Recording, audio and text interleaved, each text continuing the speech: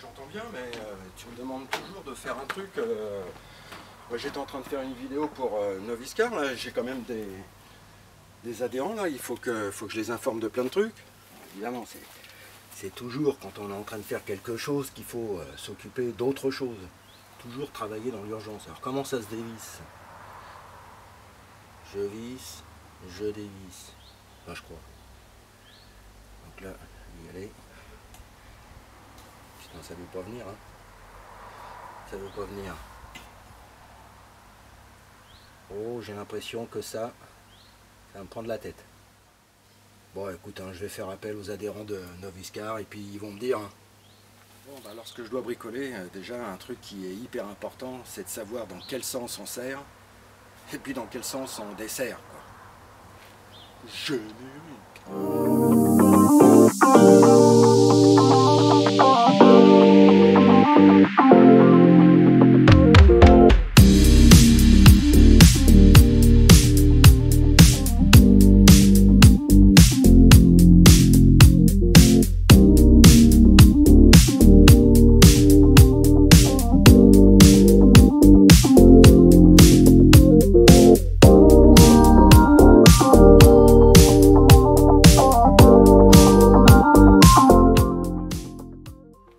Lorsqu'on commence à vouloir entretenir soi-même son véhicule, une des premières difficultés, bah, c'est de savoir, lorsque je dois dévisser une vis, un écrou, bah, c'est de savoir dans quel sens il faut tourner, quoi.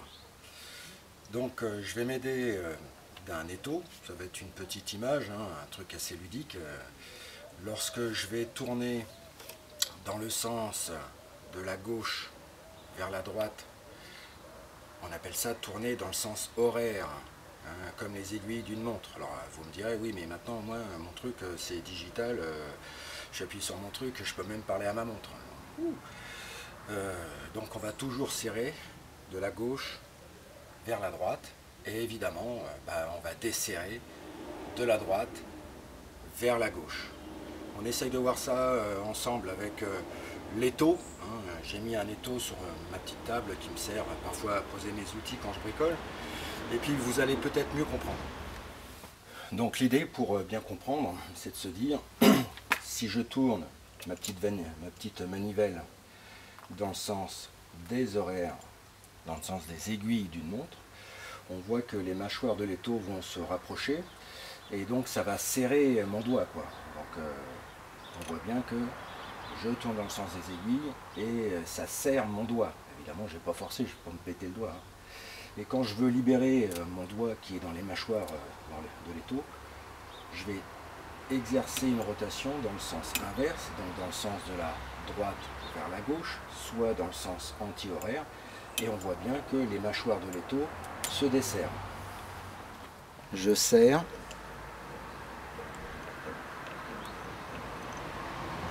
Je desserre.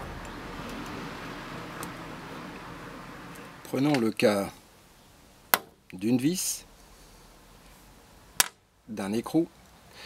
Lorsque je vais fixer l'écrou sur la vis, l'ensemble va devenir ce qu'on appellera un boulon. J'ai juste besoin de venir chercher les premiers filets. Je tourne dans le sens des aiguilles d'une montre, de la gauche vers la droite. Et là, on voit que mon écrou est rentré dans le filetage. Et j'ai serré maintenant mon boulon, quoi. Lorsque je veux desserrer, je vais tenir l'écrou avec mes deux doigts, là. Et la vis, je vais la faire tourner dans le sens inverse des aiguilles d'une montre.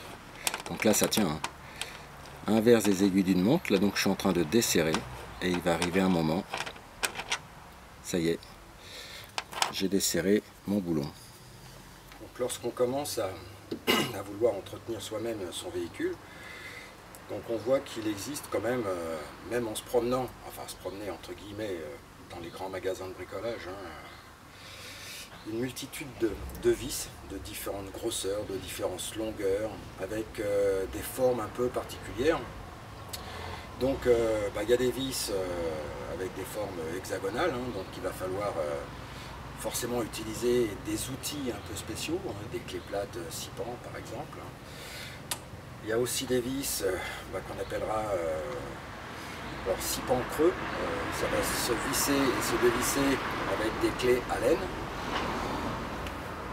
Je vais avoir la même chose avec des vis avec des têtes un peu en forme d'étoile, creuses ou en relief. Donc creux, quand c'est creux, ce sont des têtes à tête creuse, on peut dire aussi le mot femelle, et quand il y a un relief à tête mâle, donc là par exemple c'est une vis tête mâle, une torx mâle, forme d'étoile. Bon après, alors évidemment là j'ai une vis à bois, on va pas utiliser les vis à bois sur une voiture, hein, ok, mais c'est le même principe quoi. Là il y a une tête en étoile pour mettre un tournevis cruciforme. On serrera toujours dans le sens des aiguilles et on desserrera toujours dans le sens inverse des aiguilles. Pour terminer, qui peut visser, dévisser un écrou, une vis torse, une vis BTR, enfin BTR c'est les petites formes creuses à 6 pans que je vous ai montré tout à l'heure.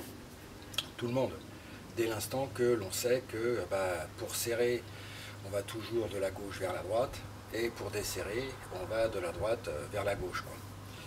Je dis ça, mais ça c'est valable dans 97% des cas, on va dire. Donc quand on a une vis comme ça qui se serre, entre guillemets, normalement, on dit que c'est une vis à pas à droite. Mais malheureusement, il existe des vis à pas à gauche. Tout à l'heure, le cas de la bouteille de gaz.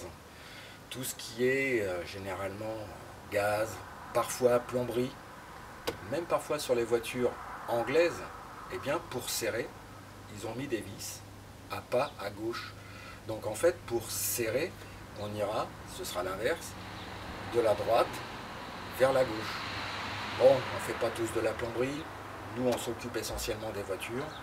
Sur les voitures françaises, là on ne se trompe jamais, on va serrer toujours de la gauche vers la droite. Sur les voitures anglaises, parfois, il est bon quand même de regarder ce que l'on appelle les RTA, les renseignements techniques automobiles, ou d'aller directement sur internet, essayer un petit peu d'aller à la chasse aux informations, car il y a des pièces sur ce style de véhicule qui vont se serrer en tournant de la droite vers la gauche.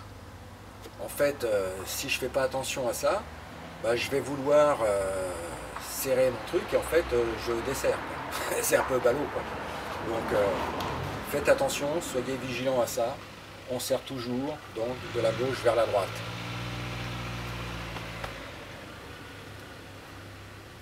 Ciao, bye.